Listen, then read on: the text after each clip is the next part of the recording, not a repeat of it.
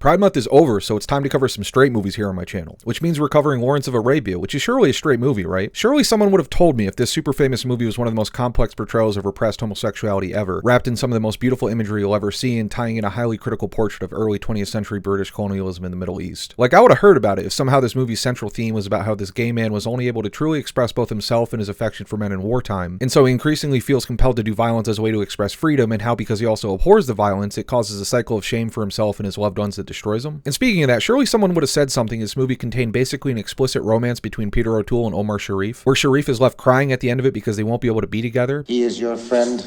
Your hand away.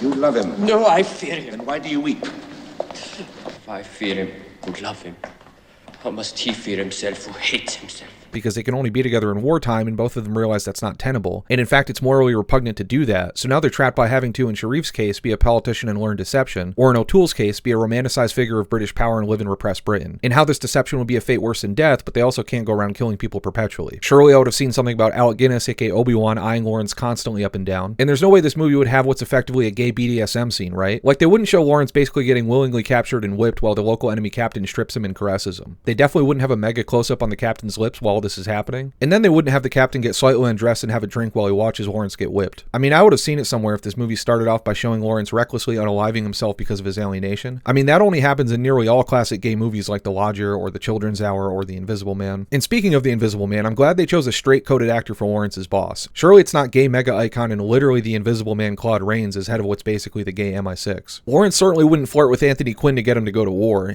I have long ears. And a long tongue between them. You trouble me like women. Friends, we have been foolish. Auda will not come to Aqaba. No. For money? No. For Faisal? No. Nor to drive away the Turks. He will come because it is his pleasure. And Anthony Quinn wouldn't know how to do gay subtext. Like, he definitely wasn't the main gay character in a movie that has been called, quote, perhaps the most open depiction of homosexual love in the classic Western. And when they asked director David Lean about whether the homoeroticism in the movie was intended, even though he said, yes, of course it is throughout, it does pervade it, the whole story, and certainly Lawrence was very, if not entirely homosexual. We thought we were being very daring at the time. I think that's a fake quote. I mean, yeah, Washington Post, they must have misheard him. So yeah, well, some would have you think this is a gay masterpiece showing the destruction of a repressed and alienated gay man because he's only able to express himself fully through violence and colonialism. Have no fear if you're straight, because this is 100% a straight movie.